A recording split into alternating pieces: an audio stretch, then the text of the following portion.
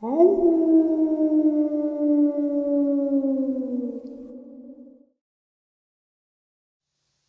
greetings and salutations, everyone. I hope everyone is doing well still, and welcome to tonight's second half. Before we jump into tonight's second half, a couple links. As many of you know, I rely on Patreon, PayPal, channel membership, and the merch to help the channel to continue to grow and go. Links to Patreon, PayPal, and channel membership is in the description below. Merch displayed directly under the video. Also, Dogman Frightening Encounters, Volume 1 through 3, the audiobook versions. They were written and researched by Tom Lyons, narrated and produced by me, Jeff Nadolny. Those audiobooks are available on Audible, Amazon, and iTunes, links to which are also in the description as well. And finally, last but definitely not least, if you'd really like to help support the channel to continue to grow and go, simply subscribe. It doesn't cost a cent. Click that like button, takes half a second. If you don't want to miss out on any of the informative uploads I put out daily, click that bell icon, and folks, please leave a comment. Why? Well, because all of these things really do help the channel to continue to grow and go. And yes, folks, they definitely do matter. Now, everyone, I have taken far too much of your time. Let's jump in to tonight's second half, shall we? Alright, guys, so in this field of cryptozoology, paranormal, the high strangeness, I guess we could call it, kind of group it all in, there is no one that I consider to be an expert. Tim Coonbo Baker, I consider him a person of knowledge, of a lot of information to be shared. But not an expert because it's a science of theory and opinion. I do look up to Tim Baker. I value the time that I've spent talking with him and learning from him.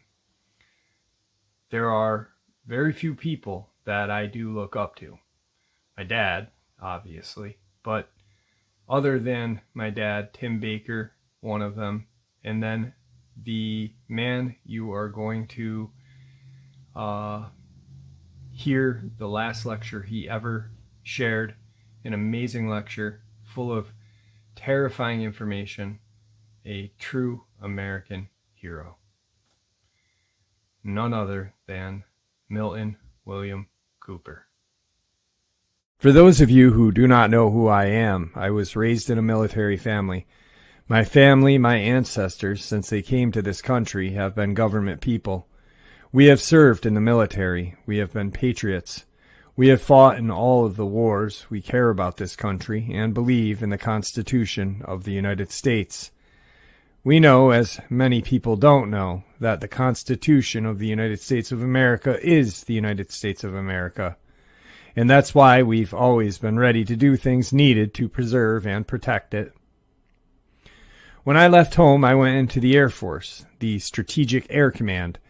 As a child, I had heard stories from my father and pilots, other pilots, my father was a pilot, about Foo Fighters, UFOs, strange crafts that were not made on this earth. And as a kid, you hear it in passing, and it's neat, and you giggle about it. And you go out and play spaceman, and you forget it. When I was in the Air Force, I met men who had participated in the alien crashed craft recoveries. Now this intrigued me, it interested me, but it was usually after quite a few bottles of beer that these stories would come out, and sometimes the next morning I couldn't remember what the heck the guy said. When I left the Air Force, I went into the Navy, and this is where everything began to happen for me. I had originally intended to just go from service to service and do something that very few people had ever done before. I was very adventurous, a very crazy young man, and I thought that it would be a pretty exciting life. I volunteered for submarines, and while on submarine USS Tyroot, SS-416, in a transit between Portland/Seattle area and Pearl Harbor, which was our home port, the Pearl Harbor sub base. As the port lookout, I saw a craft, saucer-shaped, the size of a Midway-class carrier, aircraft carrier. For those of you who don't know how big it is, it's huge. Come up out of the water approximately 2.5 nautical miles off the port bow, which is about 45 degrees to the left on the pointy end of the submarine. It tumbled slowly on its own axis and went up into the clouds. It appeared to be moving slowly to me, at a distance of 2.5 nautical miles, but in reality it was moving pretty fast because it came up out of the water, did a few tumbles, and it was gone. I then reported it to the officer on deck. I didn't tell him what it was that I saw because my daddy didn't raise no fools. And in case nobody else saw it, I didn't want to be the only loony on board the ship. So I asked the officer of the deck to help me cover the area, and he did, which is common for officers and lookouts to help each other while on the bridge watch because they all hang together if something happens. After a few seconds of watching, the same craft, or another craft exactly like it, came down out of the clouds, tumbled again on its own axis, and went into the water. Ensign Ball, who was the officer on deck, was literally shocked. What could I say? Seaman DiGerolamo, who was the starboard lookout, had also witnessed this, and Ensign Ball called the captain to the bridge, who was followed by the chief quartermaster, who brought a 35mm camera. And we watched for between 7 and 10 minutes the same craft, or different craft that looked exactly alike, enter and leave the water. It was an incredible show. I don't know if they knew we were there or even if they cared, but the craft did not glow. They were metal. They were machines without a doubt. They were obviously intelligently guided.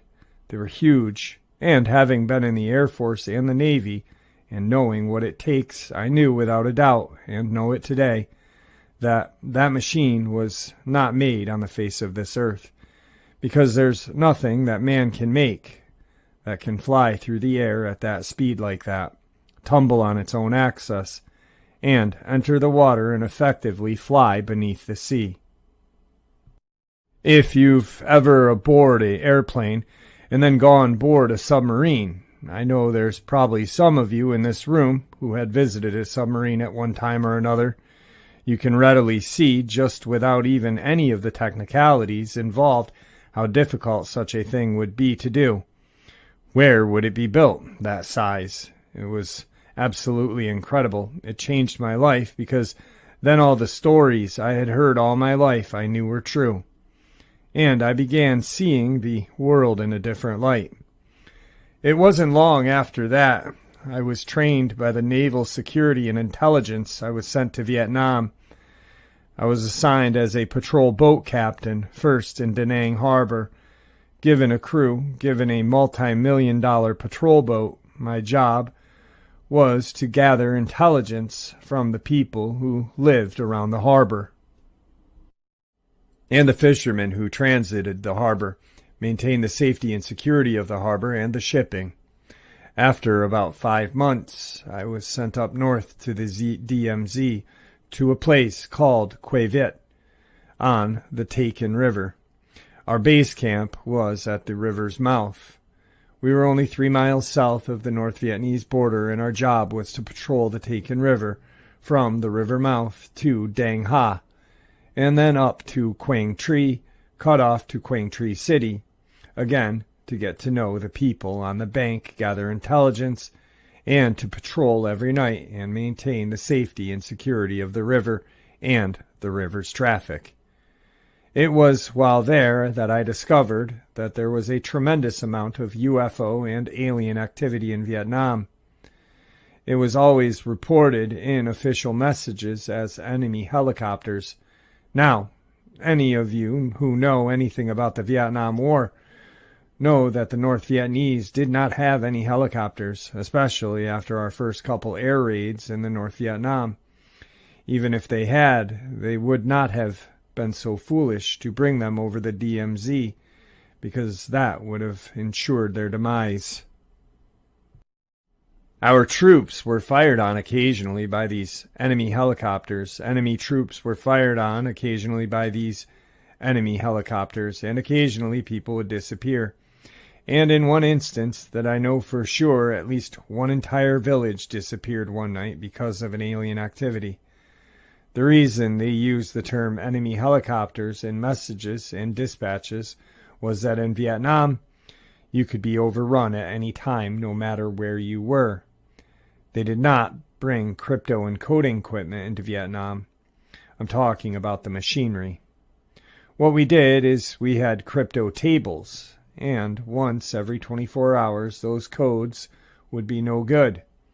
So that's what we used. We also, because of the inability to use crypto transmitting equipment, had to devise code words such as enemy helicopters.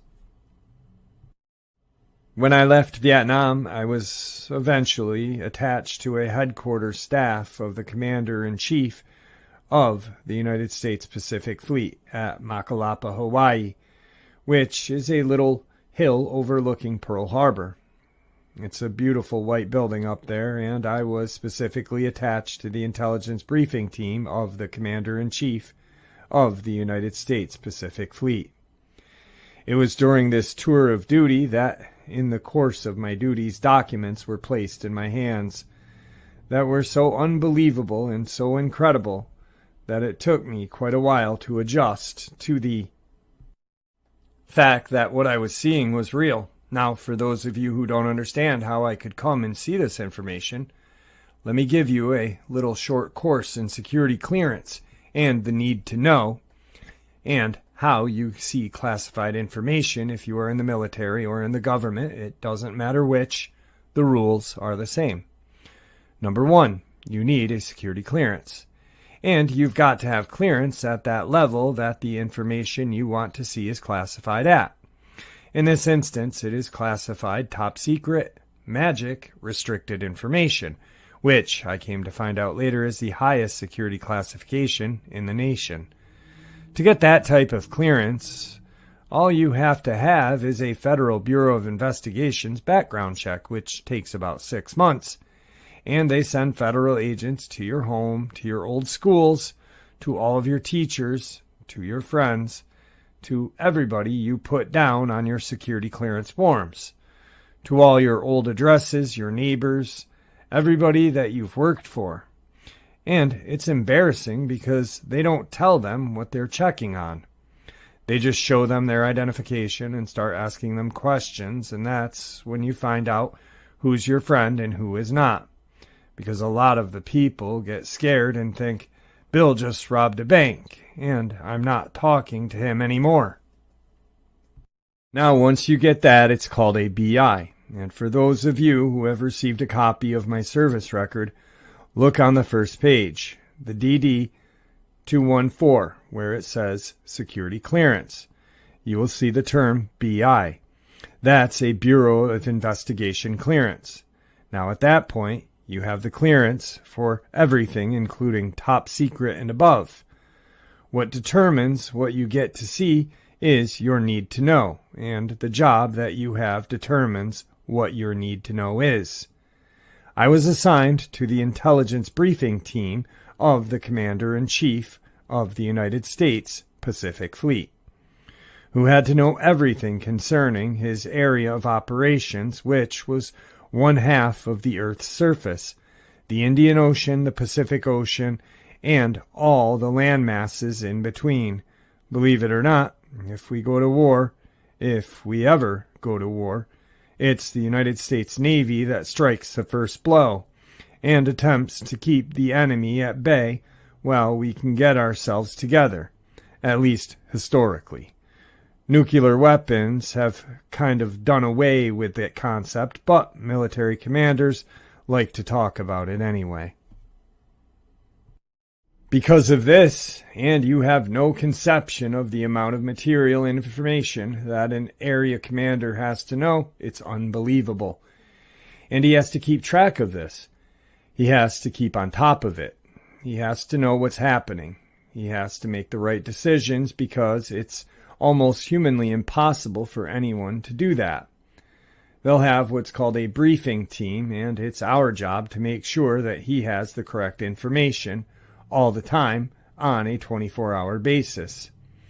And every morning between 8 and 9 a.m., we would give a briefing which covered everything that happened in the previous 24 hours and everything scheduled to happen in the next 24 hours, and all the pertinent intelligence reports that we had received since the last briefing that he needed to know, and that his staff members needed to know.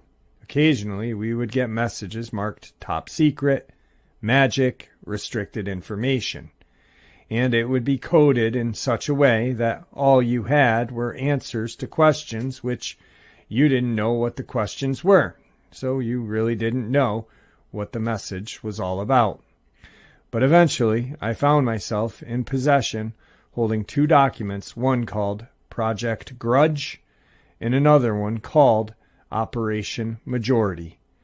Project Grudge contained the history of alien involvement since around 1936, and it began talking about Germany's involvement with a crashed disk that they had recovered in 1936, and were attempting to duplicate the technology. They were not successful, despite what all of these Nazi hunters want to tell you. If they had been successful, we would not have won the war, because you cannot beat those weapons, you cannot outfly those crafts, you cannot even think about it with conventional aircraft. If Germany had been successful, we would now have a German flag up in front of this podium. They did make some headway. When we went to Punta Mundi, we captured documents, we got some scientists, we got some hardware. The Russians also got some documents, some scientists, and some hardware. It wasn't until 1947 that we were able to capture a craft. A whole craft, not all together, but it was everything. And that occurred near the city of Roswell, New Mexico. There were dead aliens recovered from that craft. In Project Grudge, I saw photographs of these dead aliens, of the craft. I saw photographs of live aliens. I saw photographs of autopsies, internal organs. I saw photographs of the alien designated EB, or EBE, which was held in captivity from 1949 until June 2nd, 1952, when he died. I saw the history of what they had been able to at that point put together. From incidences in the 1800s which involved aliens and their craft. I saw the names of projects. I saw a project that was to fly recovered alien craft that had been recovered intact and undamaged, and some of them were recovered intact and undamaged. And how that happened, I have no idea. It was called Project Red Light, and first was conducted from the Tonopah test range in Nevada test site, and then was moved to a specially built area, built by President Eisenhower, called Area 51, codenamed Dreamland, in the Groom Dry Lake area of Nevada test site, by secret executive order. It does not exist officially. If you ask anyone, or if I write letters to the government, they will tell you it does not exist. However, if you go out there at several places and see it, fly outside the boundaries and look down and see it, you know it's there. But according to the government, it doesn't exist. The project to test fly these crafts was ongoing until sometime in 1962, when a craft blew up not far from the test site, in the air. The explosion was seen over a 3-state area. The pilots were killed. They had no idea what happened or why the craft blew up, but they put Project Red Light on hold until a later date when the aliens supplied us with 3 crafts and personnel to help us learn how to fly them. That project is ongoing, and we now have not only alien crafts that we are flying, we have crafts we have built using the captured technology and some of the UFOs that people report seeing in the United States, and maybe even elsewhere, are flown by United States personnel. That may come as a shock to you. We have technology way beyond the limits of what we have been told. A lot of our development technology, since the end of World War II, has been due to the exchange of technology which occurs in the Area 51 on a regular basis. It's ongoing. When James Oberth, Professor Oberth, retired, many of you do not know who he is. Not too many space people in here. Professor Oberth was probably one of the greatest rocket scientists and space commenters that ever lived. When he retired, the government gave him a special award. There was a press conference, all kinds of ceremony, and when he got up to speak, he said, "Gentlemen," and I quote Professor Oberth, he said, "Gentlemen, we cannot take credit for all of the technological developments that we have had in the last decade. We have had help." And that's where he stopped. One of the reporters raised his hand and said, "Professor Oberth, can you tell us what other countries helped us?" He said it was those little guys from out in space. And then he got down and would not comment any further. Now this occurred in 1959. I can go on, but time does not allow it. I will tell you, ladies and gentlemen, that there are all kinds of things going on all the time. We are making rapid progress in exposing it. Since I have begun talking, people have been coming out of the woodwork at rapid rate. Who knew and have pieces of this puzzle and are helping us put it together, because I don't have all the answers. I saw an awful lot of material. I've remembered an awful lot of it. I have probably, in my remembering, made some mistakes, and I guarantee you they are minor ones if I have. We have just recently, for those of you who didn't believe that the Jason Society of the Jason Scholars, the secret group, existed, we now have a letter from the Pentagon with 51 names of the Jason Scholars. An admission from the Pentagon that they hold the highest security clearance in the nation. An admission from the Pentagon that they hold the protocol rank of Rear Admiral and are treated as such on any military installation or in any government office. There are 6 Nobel Prize winners on that list. There are the elite of the scientific world. They are the only ones who really know the truth about the technology today and about the real science of physics. Because the one that we are being taught all the time, if you send your kids to college to learn physics, you're wasting your money because they're teaching them stuff that does not work. It's not true. It's not real. Gravity is not what we think it is. There is a unified theory. We already know what it is. It's what makes these crafts work.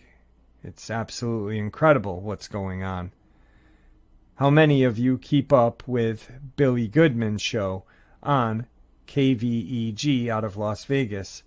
For those of you who don't know, I would try tuning in on any night between 10 p.m. and 1 a.m.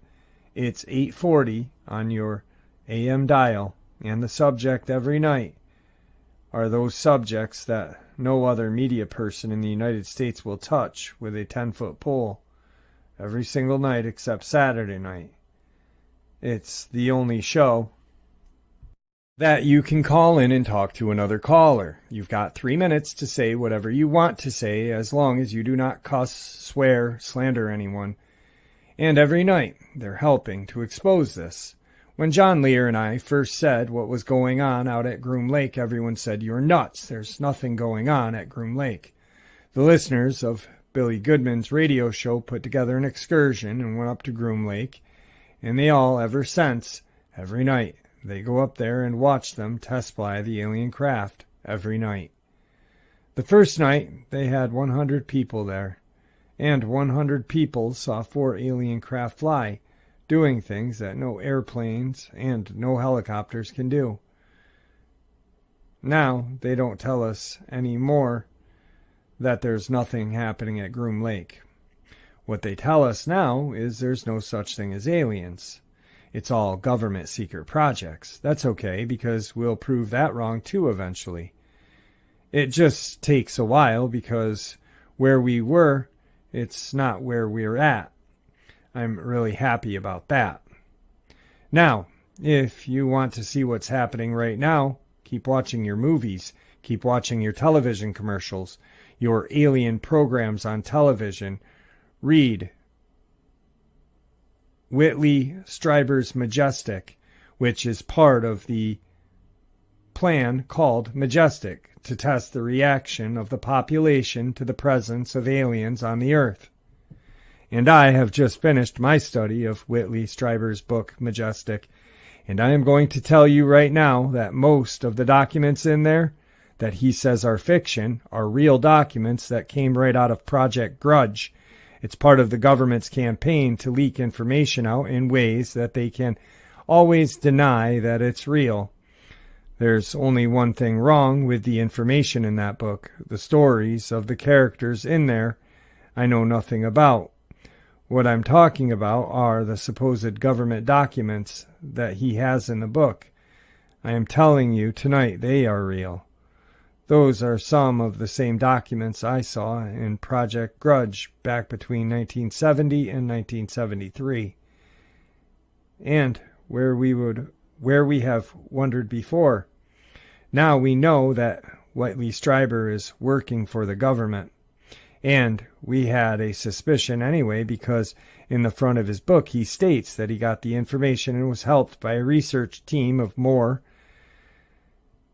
Chandry, and Friedman.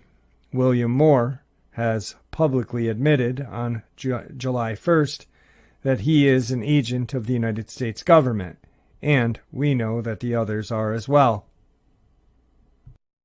This is going to come out, and the reason they are doing it the way they are doing it is they know eventually you are going to find out that it's all true and real. They are desensitizing you so you are not shocked. So there is no collapse of society as we know it, so that the religious structure doesn't fall to pieces, so that the stock market doesn't go crazy, because these were their original fears. Now, there's nothing we can do about the last one because it's already happened. There will be a segment of the population that worships the aliens, even though they are no different than us. They are just from somewhere else. And they may look a little different. They're not gods, but there are already people worshipping the aliens, and they predicted this would happen when they slapped the secret stamp all over this stuff. You know, there's really nothing wrong with what's been happening except for the three things. Cooper forgot to mention the third thing, or was sidetracked, or included it in the second. Number 1. When they decided to keep it a secret, they needed to finance it. They couldn't tell the public, so they couldn't tell Congress. They decided to finance it with the sale, importation, and sale of drugs.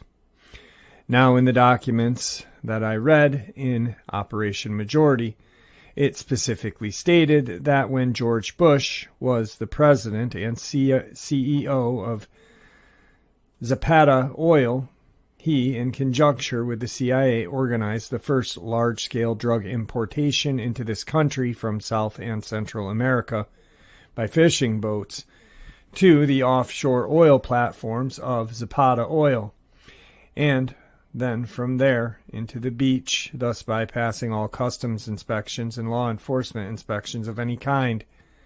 They are still bringing in drugs to limited extent in this manner.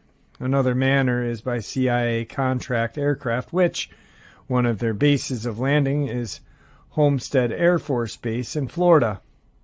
We have affidavits from air controllers who have vectored the planes in, who have made sure that they were not interfered with in any way. We have affidavits from personnel at Homestead Air Force Base who say the planes have been met by Jeb Bush, who is George Bush's son. We have affidavits from people who work in the Gulf of Mexico in the offshore oil business that yes, indeed, drugs are coming in. at least some of them, from the offshore oil platforms. So at that point in the lecture, the audience applauds and states, "Just say no." Pardon? Right, just say no. Well, that's what we're going to do, ladies and gentlemen, with your help. We are going to say no, no more. And you have to do it. You have to act. You either have to act or watch your country go down the tubes. Now, that's one of the things that's wrong. The next thing that's wrong is to keep the secret. They killed a lot of people who tried to leak it out. And if I hadn't done it the way that I did it, you wouldn't be seeing me anywhere standing or walking on this earth now. They killed President Kennedy during the workshop. For those of you who haven't seen the tape, I will show you on the tape who shot the president and why. Between 1970 and 1973, in Operation Majority, it stated verbatim that President Kennedy ordered MJ-12 to cease the importation and sale of drugs to American people, that he ordered them to implement a plan to reveal the presence of aliens to the American people within the following year. His assassination was ordered by the Policy Committee of the Bilderbergers. MJ-12 implemented the plan and carried it out in Dallas. It involved agents of the CIA, Division 5 of the FBI, the Secret Service, and the Office of Naval Intelligence. President Kennedy was killed by the driver of his car. His name was William Gere. He used a recoilless, electrical-operated, gas-powered assassination pistol that was specially built by the CIA to assassinate people at close range. It fired an explosive pellet which injected a large amount of shellfish poison into his brain, and that is why in the documents it stated that President Kennedy's brain was removed. If you've studied the case, you will find that indeed his brain disappeared. The reason for that is so that they would not find the particles of the exploding pellet or the shellfish poison in his brain, which would have proved conclusively that Lee Harvey Oswald was not the assassin. In fact, Lee Harvey Oswald never fired a shot. He was a patsy. At this point, Mr. Cooper pauses briefly, and a lady in the audience asked the obvious question, "Why haven't you been assassinated? If they were to kill me right now, what would you think?" Cooper paused. "That's the truth," several people claimed. "I've got them right where I want them. If they touch me, everyone who has ever heard me talk is going to be absolutely enraged, and is going to know that everything that I have said is true. As long as they don't touch me, there's going to be some of you who are always going to be wondering. But eventually, we are going to bring out enough proof, and if you're here doing the work during the workshop, you're going to see an awful lot of it that's going to prove to you that it is true, it's real, and it's happening." Okay, I've tried to cover a lot of stuff just briefly because there's no time in 45 minutes to get into everything very much.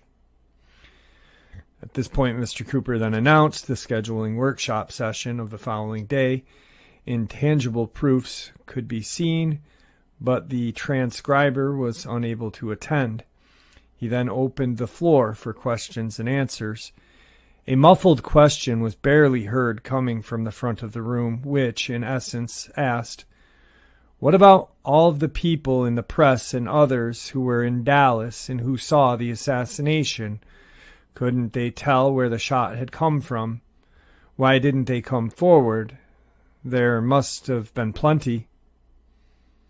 There was. We know that there was at least 18 who were all murdered within 2 years of the event. "The odds of that happening are 1 in 3 trillion, Cooper replied. Again, a muffled question. "Why did the driver have to shoot Kennedy?" "Because the other fools missed." There were a total of 3 shots fired at President Kennedy. 1 hit him in the throat that did not kill him. 2 of them hit John Conley. The one that was fired from the grassy knoll hit the president in the throat. The other 2 shots came from directly behind the limousine, not the schoolbook depository building. The hit Governor Conley in intelligence community circles is known as a can-do man because he took 2 hits and still kept his mouth shut. How is it that the driver sitting on the front left-hand side of the car was able to blow off the right side of Kennedy's brain when the bullet actually entered it? And wouldn't it have been virtually impossible? Another person asked.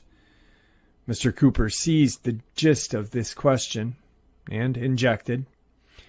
For those of you who have been listening to all of these talk show hosts, whose job it is to be a talk show host, and who have not done any legitimate research into this, if you come to the workshop, I will show you on the tape how it was done. You will see that Kennedy was, in fact, slumped over against Jackie. His head was turned. It was very simple. It was easy, and you will see it with your own eyes. Another muffled, off-mic question from the member of the audience inquired why no one else had come forward with the information Mr. Cooper was disseminating, and why those who knew it had kept it secret for so long was quickly answered. It hasn't been. I'm talking about it right now. Bill English was talking about it 8 years ago, but everyone laughed at Bill English. John Lear's been talking about it for 3 years, and everyone laughed at him. Now there's so many people talking about it, people are starting to listen, and it's about time. Because it's about time that we quit being fools. And that's exactly what they think we are. And we prove it to them every day. The next question dealt with the alien technology and asked, in essence, hasn't anyone else, other than our government, come up with the energy technology that the aliens have? To which Mr. Cooper answered, there's been quite a few people who have come up with it, and they've been stopped, and they'll all continue to be stopped because once you have it, you have free energy. Once you have free energy, they no longer have to they have power over you. Do you understand? That's why they stop it. Another question? In the film of the assassination, which was examined greatly by experts, why didn't they conclude that Kennedy's driver shot him? To which Cooper asked, examined by whom greatly? Most of the film that you can purchase has that segment cut out, and you can always tell it by the person running in the background. They'll run up to here, all of a sudden, they'll be down here running. You will see in most of the clips that you've ever seen on television or in the movies or that you're able to get your hands on, you'll see William Greer start to turn like this. Then a muffled comment from the audience. Then Cooper answered, that's because they clipped it out. And on a lot of them, I bet you most of you, every time you've seen the clip on television, never looked at the driver anyway. If you're really honest with yourself and with me, you know your eyes were right on Kennedy. A woman asked if any of the alien technology was being used in present-day military equipment and was answered yes. There's a lot of alien technology contained in the stealth bomber. That's right. The stealth fighter is flying for 10 years before you even knew it existed. As the hour drew late, another question, more clearly stated, was asked of Mr. Cooper. Before you let us out of here, there's a bunch of us here wondering, what can we all do to help bring this all out? A single word, revolt, issued from several listeners simultaneously, but Cooper responded, don't revolt.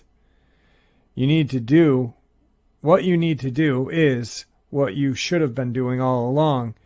You need to get involved with your government. The first thing you need to do is purchase a copy of the Constitution, which I know that most of you don't have anywhere in your house. And if I were to go around this room and ask each person what the Constitution says, most of you couldn't tell me what the Constitution says from your grocery bill. And that's the truth. And that's your country.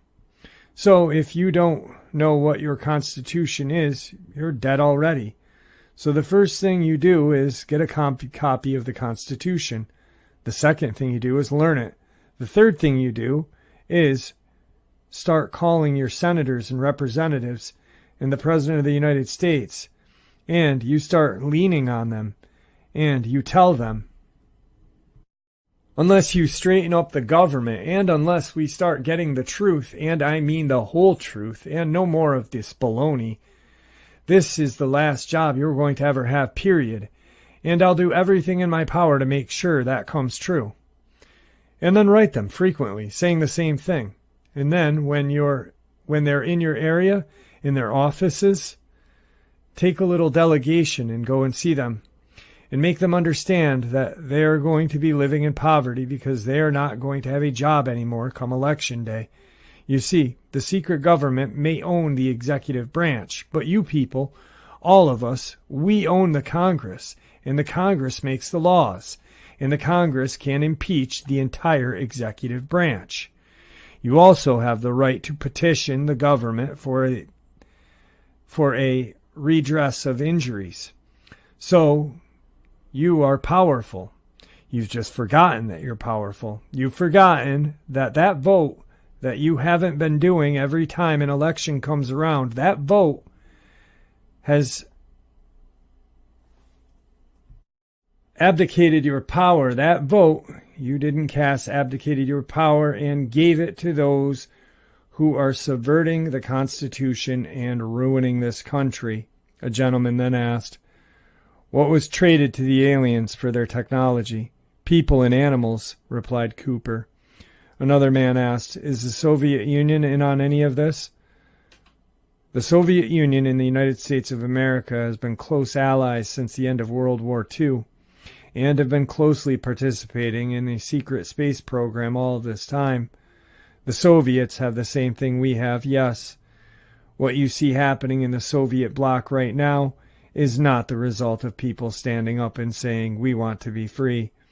It's the result of international bankers saying, you tear down these barriers and you'll meet the West halfway. Give your people some freedom. The West is going to take some freedom away from their people so that we can put together a one-world economic system and have all of the power. That's what's happening. If you don't believe it, stick around and watch. A dubious woman then asked, why was the shellfish poison necessary? A lot of his brain was blown off anyway. Cooper, the shellfish poison? If you go to kill someone, one thing I learned it really good. I learned it especially good when I went to Vietnam. Just because you shoot someone doesn't mean they're going to die. And if they don't die, they're going to be mad. And if they've got a gun, you're dead. So, you want the first time to be the last time. So if you really want to kill somebody, you don't play around. If you really want to kill somebody, you kill them. You don't play. You make sure that when you shoot them, they are dead. That way they can't hurt you. Can't hurt you at all. Regrettably, the next question was totally unintelligible, but thankfully, Mr. Cooper had a good public address system to amplify his reply. The first moon landing was May 22nd, 1962, or excuse me, that was the first landing on Mars. I'm sorry, May 22nd, 1962, was the winged probe that used a hydrazine propeller, flew around approximately 3 orbits and landed on May 22nd, 1962, was a joint United States/Russian endeavor. The first time that we landed on the moon was sometime during probably the mid-50s. Because at that time when President Kennedy stated that he wanted a man to set foot on the moon by the end of the decade, we had already had a base there. What about Mars? Came another quick question. We have a base on Mars as well, Cooper calmly replied. When did that happen? I don't know the exact date, but I know the project's name. It's called Adam and Eve. How long have you known about this? Well, I revealed it publicly for the first time July 2nd, 1989. And within 3 weeks of time, I revealed it publicly. The government, to get an American people not to listen to me, came out and said that they planned to build a base on the moon and a colony on Mars. Now, 3 days Before my speech, representatives from NASA said, we can never have a colony on Mars. It's impossible that there's a colony on Mars because Mars is a dead planet. It's not a dead planet. They've lied to you about Mars. My name is Dave, unintelligible. I'm a representative of the Cryptids Institute, and I would like to know why it was that when we sent a representative down to your home at your request, you failed to produce any documentation to substantiate your allegations. In the first place, it wasn't at my request. I never contacted the Cryptids Institution in my life. I was on the Carol Hemingway show. She contacted the Institute. She told Daniel Sheehan that I had just said something about Bush and drugs on her show. He called me and told me he wanted to send an investigator. In fact, he told me to even help the investigator because he was new at his job. His name was Wayne Nelson. He was a very good gentleman. He stayed at my house for 2 days, slept overnight on my couch. I gave him everything I had. I never told Daniel Sheehan that I had any documents.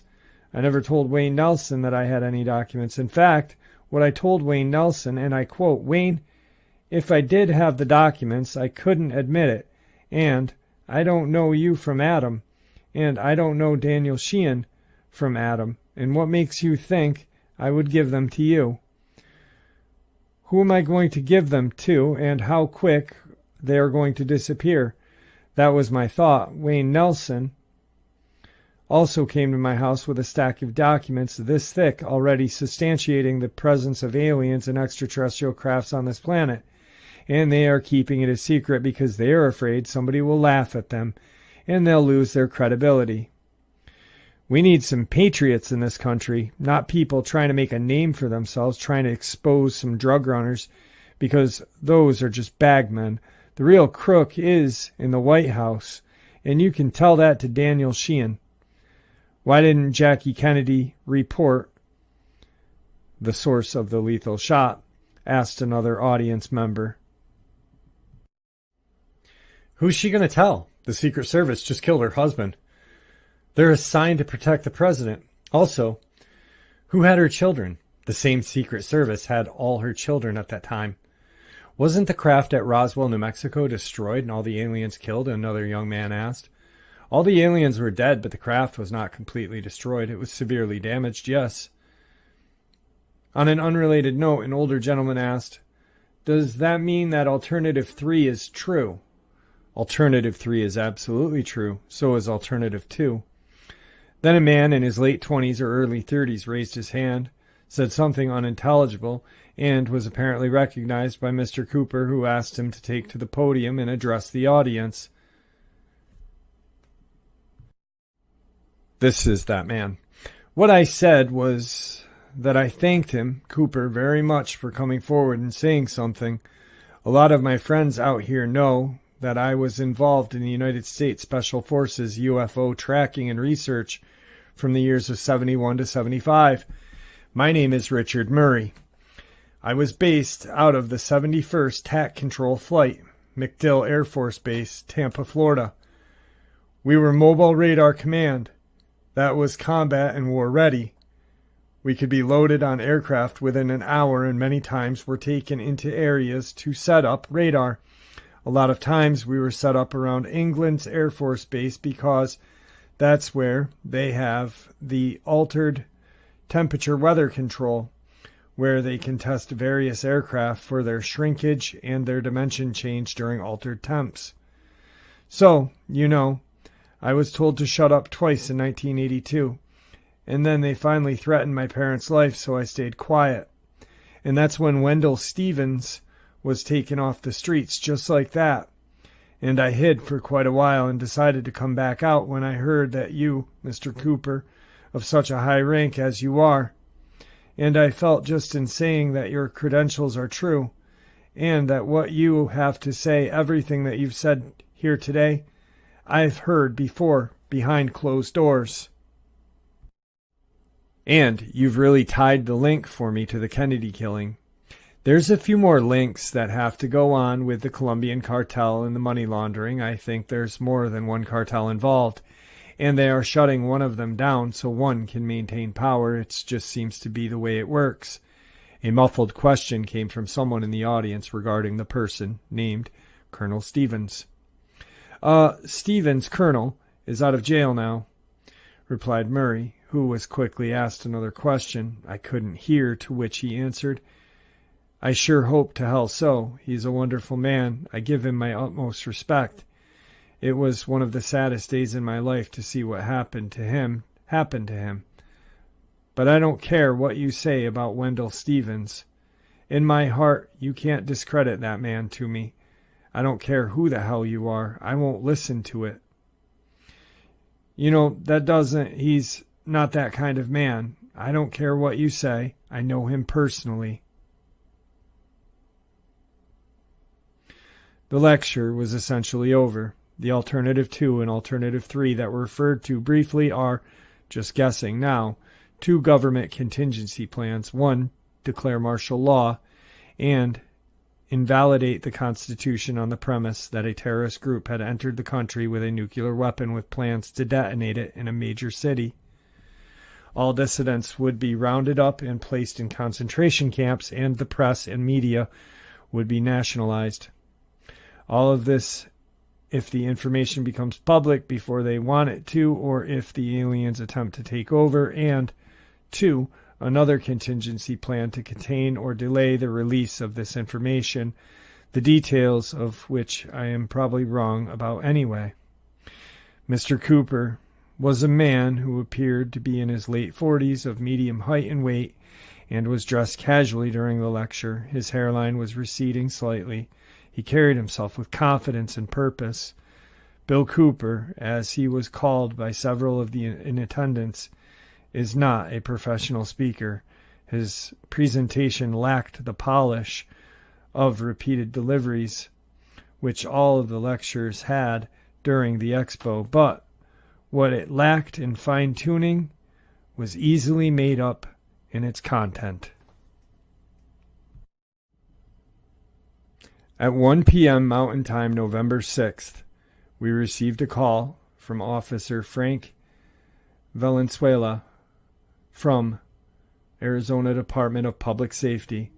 His call came to us as a result of our calling the sheriff's office to confirm that the incident had happened. He informed us that this level of entrapment for Mr. Cooper started at 11:40 p.m. Mountain Time, November 5th, 2001, by luring Bill Cooper away from his home, which sat atop of a hillside in the community of Edgar, Arizona. His physical address was 96 North Clearview Circle, Edgar, Arizona. The departments of Edgar and Apache law enforcement were working together. They claimed they had gone out to serve 3 felony warrants pertaining to someone having had a semi-automatic pistol drawn on them by Bill Cooper. At this time, we do not have that info as to whom that was who filed the complaint. Officers deliberately caused a ruckus to get the man away from his home to create this entrapment. He went down the hill away from his home to the automobile to see what the ruckus was. It was 2 law enforcement officers in plain clothes. He spoke to them and got back into his car to go back to his house, when out of hiding came a patrol car that blocked his return home. He put his hands on the car window, as we assume that is what he was ordered to do. When they approached his car, he pulled out to get around the other car. He got out of his car and tried to run home. Shots were fired. He returned fire, hitting one officer in the head twice, who is in surgery at St. Joe's Hospital.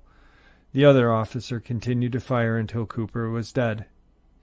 Please keep in mind this report was given to us by Sheriff's Office, and here are the numbers: 928-333-5580 or 1-800-352-1850. Well, there you have it, folks. A true American hero, naval intelligence. Just honestly, a hero of mine. I look up to this man, not just because he was a whistleblower, but because of his contribution to the Battle of Dulce.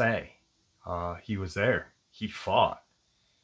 And along with Phil Schneider, Tom Castiello. So just an amazing person. I only wish I could have gotten to meet him. I do have the opportunity, or have the opportunity, to speak with a friend of his. His name's Terry. He used to be a cartoonist for Mr. Cooper's newspaper, Veritas. So anyway, if you're interested in Bill Cooper's book, Milton William Cooper, Behold the Pale Horse, but he also goes by Commander X. And there's some just amazing books that he's written as Commander X, or co-authored as well. So with that being said, thank you for supporting the channel. It is your support, after all, that keeps the channel growing and going. And honestly, what gives people a place and a chance to share their experiences judgment-free. Please, everyone, stay safe, happy, healthy, and ever vigilant, keeping an eye on our children, our pets, our family, and friends. These creatures are real, they are out there, and dangerous. Share this info with those you care about, and it may just help save their lives someday. Until next time, never stop asking questions, never stop searching for answers, and God bless.